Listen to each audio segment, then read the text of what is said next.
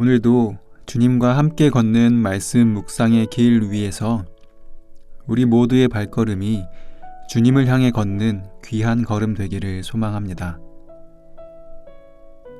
먼저 성령님의 임재와 도우심을 구하며 기도드리겠습니다. 빛 되신 주님, 우리가 걸어가는 이 삶의 길이 때로는 너무나 어두워서 앞이 보이지 않을 때도 있습니다. 하지만 주님, 우리와 동행하시는 주님께서 우리의 빛 되심을 믿사오니 주님께서 우리가 걸어가는 삶의 길을 환히 비추어 주옵소서. 주님의 말씀으로 이 삶을 비추어 주시고 주님의 은혜로 한 걸음씩 발걸음 떼어 걸어가게 하옵소서. 그리하여서 그 길 위에 선 우리가 주님의 참된 자녀로 살아가는 은혜를 더하여 주옵소서. 예수 그리스도의 이름으로 기도합니다. 아멘. 하나님께서 오늘 우리에게 주신 말씀을 읽겠습니다. 먼저 구약 성경 이사야 64장 9절의 말씀입니다. 야훼여, 너무 화내지 마시며 죄를 영원히 기억하지 마소서. 우리는 당신의 백성임을 감안해 주소서. 이어서 신약 성경 마태복음 3장 8절의 말씀입니다. 세례 요한이 말합니다. 그러니 회개에 부합하는 열매를 가져오라.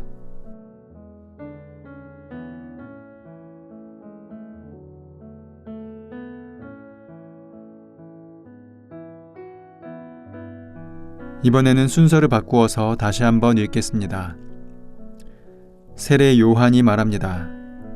그러니 회개에 부합하는 열매를 가져오라.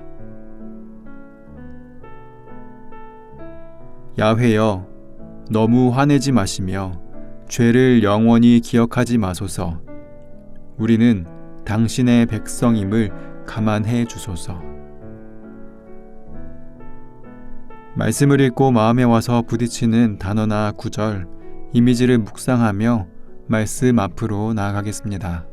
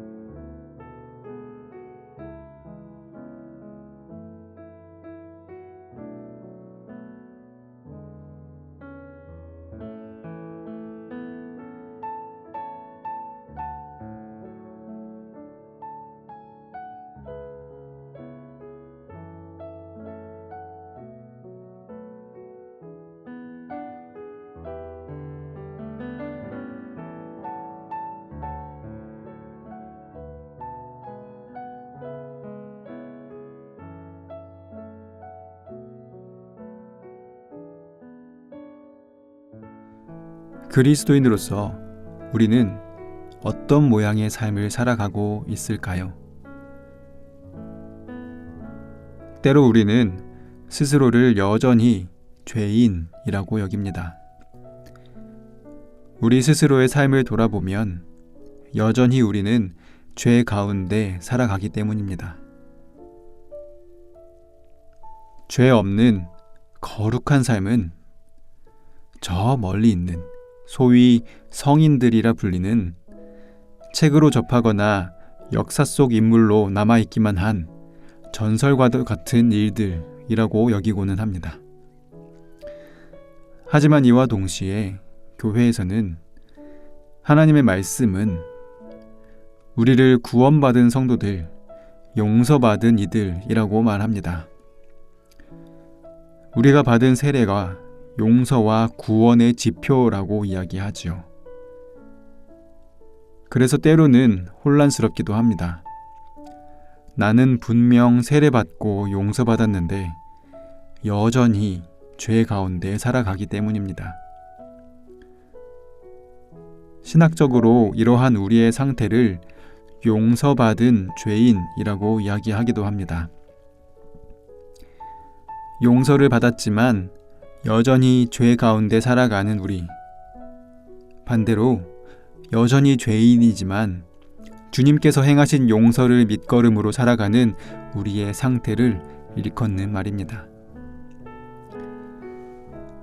그런데 이러한 용서를 우리는 어디에서 구하고 있습니까? 우리가 받는 용서의 근원이 어디에 있다고 여기시나요? 우리로 하여금 살아갈 수 있게 하는 용서, 우리의 발걸음을 죄와 사망의 길이 아닌 의와 생명의 길에 서게 하는 그 용서가 어디에서부터 비롯되는 것이라고 여기십니까? 혹자는 우리의 용서가 우리가 용서받을 만해서 받은 것이라 여길 수도 있습니다. 그리고는 고난 가운데 있는 이들을 죄의 결과로 용서받을 만하지 못해서 그렇게 살아가는 것이라 생각하기도 합니다. 하지만 과연 그런 것일까요? 우리의 용서의 근원이 우리에게 있을까요? 오늘 신약 말씀에서 세례 요한은 말합니다. 회개에 부합하는 열매를 가져오라. 이 말씀을 얼핏 들었을 때 우리 스스로가 회개에 부합하는 열매를 어떠한 자격을 갖추어야 하는 것으로 들릴 수도 있습니다. 하지만 요한의 말은 그런 의미가 아니었습니다. 세례 요한이 유대 광야에서 천국을 설파할 때 예루살렘과 온 유대와 요단강 사방에서 다 그에게 나와 사람들이 세례를 받았습니다. 그런데 그 중에는 바리새인, 사두개인과 같은 유대 종교 지도자들이 함께 있었습니다. 이를 본 세례 요한은 그들에게 독사의 자식들아, 누가 너희를 가르쳐 임박한 진노를 피하라 하더냐. 그러므로 회개에 합당한 열매를 맺고 속으로 아브라함이 우리 조상이라고 생각하지 말라 라고 엄포를 놓습니다. 그들은 자신들이 타고난 이스라엘, 곧 아브라함의 혈통을 통해 구원받을 수 있다고 여겼습니다. 하지만 그런 그들에게 요한은 회개에 부합하는 열매를 가져오라 라고 경고한 것입니다. 이는 곧 죄 용서의 근원이 그들의 혈통이 아닌 다른 것에 있음을 의미합니다. 그 다른 것, 죄 용서의 근원은 바로 용서하시는 하나님 자신입니다. 하나님의 백성으로서의 혈통이나 자신을 돋보이게 만드는 행위나 스스로 생각하는 어떤 자격 요건이 아닌 오직 하나님 자신만이 용서의 근원이 되십니다. 그리고 우리는 하나님이 용서의 근원 되심을 믿는 믿음으로 회개에 부합하는 열매를 맺어야 하는 것이죠. 이사야 선지자는 이렇게 부르짖습니다. 여호와여, 너무 분노하지 마시오며 죄악을 영원히 기억하지 마시옵소서. 구하오니 보시옵소서. 보시옵소서. 우리는 다 주의 백성이니이다. 우리가 다른 누군가가 아닌 오직 주님의 백성이오니 분노하지 마시고 죄악을 기억하지 말아달라고 울부짖는 것입니다. 사랑하는 씨앗의 성도 여러분, 오늘 하루 이러한 용서의 근원, 우리가 살아갈 수 있도록 하는 삶의 근원 되시는 하나님을 기억하며 살아가시기 바랍니다. 우리 자신에게 어떠한 자격이 있는 것이 아님을, 오직 주님만이 자격 되시며 주님만이 근원 되심을 잊지 않기를 바랍니다. 그리고 그러한 하루의 삶 가운데 오직 주님께로 한 걸음씩 가까이 나아가는 우리 모두가 되기를 소망합니다. 기도하겠습니다.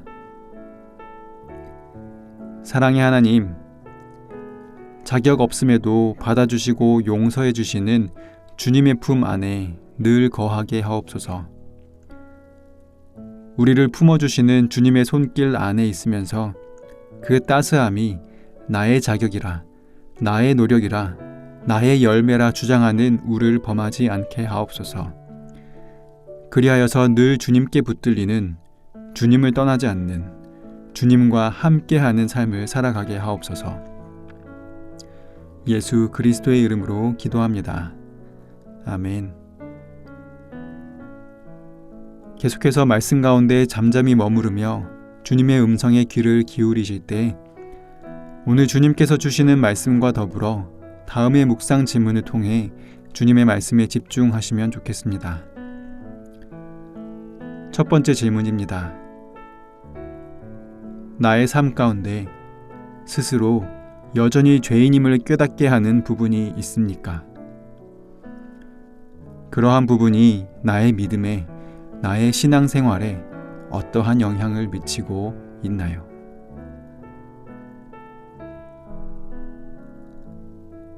두 번째 질문입니다. 내가 받았던 세례는 나의 믿음의 여정에서 어떤 위치에 있을까요? 죄의 용서, 믿음의 시작이라는 의미로서 세례는 나에게 어떤 의미를 가지고 있나요?